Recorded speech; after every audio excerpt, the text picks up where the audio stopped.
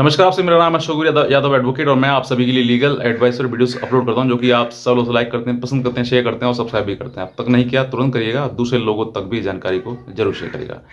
देखिए, सबसे पहले मैं आपको बताना चाहूँगा कि तलाक लेने का आप सोच तो रहे हैं, लेकिन तलाक लेने से पहले, सोचने से पहले आपको कुछ बातों का विशेष रूप से ध्यान रखना चाहिए, क्योंकि हर वकील जो है आपको ये बातें नहीं बताएगा जो मैं आपको आज इस वीडियो में बताऊंगा। क्योंकि तलाक लेना एक अपने आप में जटिल प्रक्रिया है और आसान नहीं है।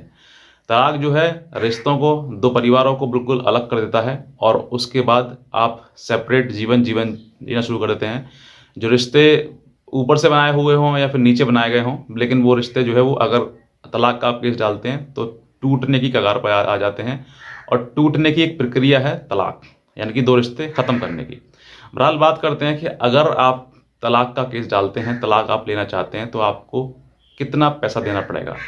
पत्नी और पति दोनों ही समझ लें, क्योंकि तलाक की ज़रूरत जो है वो दोनों को हो सकती है और तलाक का केस दोनों ही फाइल कर सकते हैं, चाहे वो पति हो चाहे पत्नी हो। जब रिश्ते ज़्यादा ख़राब हो जाते हैं तो फिर तलाक की प्रक्रिया को अपनाना पड़ता है। बहरहाल बात करते हैं कि तलाक यानी कि डाइवोर्स, हिंदू मैरिज एक्ट के सेक्शन 13 ए और बी इस बारे में बताते हैं कि आपको तलाक लेना चाहिए और तलाक लेने के लिए किस तरीके से आप तलाक ले सकते हैं। Section 13 B Hindu marriage act में यानी कि म्यूचुअल डाइवोर्स, और सेक्शन 13 ए यानी कि कंटेस्टेड डाइवोर्स। जब डाइवोर्स लेने की सोचते हैं या केस पिटीशन फाइल करते हैं, तो फाइल करने से पहले आपको कुछ बातों का विशेष रूप से ध्यान रखना चाहिए। नंबर 1, अगर आप केस फाइल करते हैं, पिटीशन फाइल करते हैं सेक्शन 13 का, तो उससे पहले आप ये समझ लीजिए कि मेरा अब जीना साथ में संभव बिल्कुल नहीं है और अब मैं बिल्कुल भी साथ रहना नहीं चाहती हूँ या नहीं चाहता हूँ, जो भी दोनों में आप सब पार्टी हैं। तब आप केस फाइल करें। अब उससे पहले आप ये भी सोच लें कि जब आप केस फाइल कर रहे हैं तो आपको ये पता होना चाहिए कि मेरे पास तलाक लेने के लिए क्या सफिशिएंट एविडेंस हैं। अगर आप म्यूचुअल जा रहे हैं तो आपको कोई एविडेंस की आवश्यकता है ही नहीं। लेकिन जहाँ पर आप कंटेस्टेड जा रहे हैं तो आप पहले ये देखें कि मेरे पास तलाक लेने के लिए सफिशिएंट एविडेंस है। अगर आप खुद जज नहीं कर पा रहे हैं इस बात के लिए, तो आप अपने वकील से पूछें कि मेरे पास जो एविडेंस है, सबूत है, या जो मेरे पास आधार हैं तलाक लेने के लिए, क्या वो सफिशिएंट हैं, उसमें मुझे तलाक मिल जाएगा। ये सबसे पहले आप पूछना है। हल्के मत लीजिए तलाक का केस, मजाक मत लीजिए कि आप गए सीधे आप तलाक डाल दूंगा, तलाक लिख के डाल दिया, तलाक मिल जाएगा। नहीं मिलेगा, 100% डिसमिस होगा।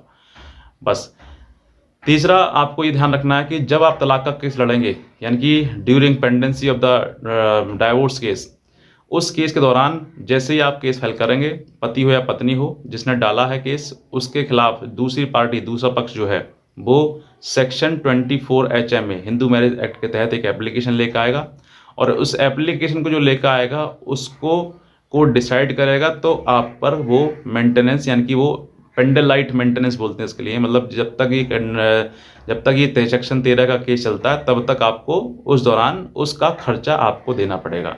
यानी कि उसमें अब खर्चा कितना हो सकता है, तो देखिए सेक्शन 24 जो है, सेक्शन 24 को डिसाइड का मतलब जो है, जो उसका प्रक्रिया है उसको फॉलो करने के लिए, मतलब पूरा केस लड़ने के लिए जो कुछ अमाउंट है, एक मुश्त दिया जाता है और दूसरा पर डेट पर आपको दिया जाता है। अब ये पर डेट कितने साल चलेगा इसका कोई समय सीमा नहीं है, साल, 2 साल, 3 साल, जब भी आप जाएंगे डेट पर, अगर आप सेक्शन 24 में जो पैसा बांध दिया गया वो आपको देना ही पड़ेगा। अब कुछ मान लीजिए मन में ये भी आता है सर ना दूँ तो आपने जो केस दायर किया है वो केस आपका आगे नहीं बढ़ पाएगा, नहीं चल पाएगा। और दूसरा, जो आपने केस में ग्राउंड बनाए हैं क्रूअल्टी, यानी क्रूरता आपके ऊपर, तो आप जो है वो क्रूरता के आधार पर जो क्रूरता आपने बताई है उस व्यक्ति के, दूसरे पक्ष के लिए, तो वो क्रूरता आपके द्वारा बननी जाएगी। मतलब कोर्ट आपको ये मान लेगा कि क्रूरता आप नहीं की है, क्योंकि आप कोर्ट में आ रहे हैं, केस लेकर आ रहे हैं और फिर आप पैसे भी नहीं दे रहे हैं उसके लिए। तो ये आप समझ रहे हैं। चौथा पॉइंट ये आता है आपके सामने कि अगर आप ने केस फाइल किया सेक्शन 13 का, और मान लीजिए मैं कहता हूँ आपके पास सफिशिएंट ग्राउंड हुए, ठीक है। ज़्यादातर मोस्टली ये होता है कि आपका जो डाइवोर्स का केस जो है वो डिसमिस हो जाएगा। लेकिन मान लीजिए मैं कहता हूँ आपके पास सफिशिएंट ग्राउंड हुआ और ग्राउंड होने के बाद आप ये चाहते हैं कि आपको डाइवोर्स मिल जाए, और मान लीजिए कोर्ट ने भी समझ लिया कि हाँ भाई वाकई ज़्यादा क्रूरता है, ज़्यादा ही संबंध खराब हो चुके हैं, क्योंकि सुप्रीम कोर्ट का भी लैंडमार्क जजमेंट आ चुका है कि जहाँ पर संबंध इतने खराब हो चुके हैं कि अब एक दूसरे के साथ रहना संभव नहीं है, तो डाइवोर्स देना ही न्याय हित में होगा। तो अगर मान लीजिए कोर्ट ने ये एक बार ये सोच लिया कि भाई इनको डाइवोर्स देना चाहिए, इनके साथ में रहना संभव नहीं है, तो डाइवोर्स के दौरान जैसे डाइवोर्स का आपको अलाउ होगा तो उसमें कुछ ना कुछ फाइनल एलमनी भी आपको देना पड़ सकता है। वो लाख, 2 लाख, 4 लाख, 5 लाख कुछ भी हो सकती है।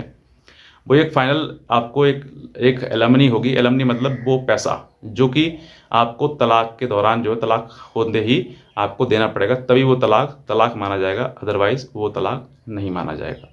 तो ये आपको समझना है कि मुझे अगर मैं केस फाइल करता हूँ तो ये आपको फेसेस हैं जो आपको सामना करना पड़ेगा। अगर आप इन सभी फेसेस को तैयार हैं, यानी कि चाहे आप उसमें आपकी जीत भी हो सकती है, उसमें आपकी हार भी हो सकती है, हर प्रकार से आपको वो समझना पड़ेगा। एक एक फेस, एक एक स्टेज आपको फेस करनी है, तभी आप केस फाइल करें मेंटेनेंस का, सेक्शन 13 का। और अगर नहीं आप समझ रहे हैं तो आप बिल्कुल भी दायर ना करें, वरना परेशान हो सकते हैं आप और आपका केस डिसमिस हो सकता है। तो बस मैं इतना कहना चाहूँगा, अगर आप नए हैं तुरंत सब्सक्राइब करें, और कोई भी लीगल एडवाइस अगर आप हमसे चाहते हैं तो आप हमारे दिए हुए नंबर पर हमें कॉल भी कर सकते हैं, संपर्क कर सकते हैं। आज का वीडियो देखना आपसे बहुत धन्यवाद।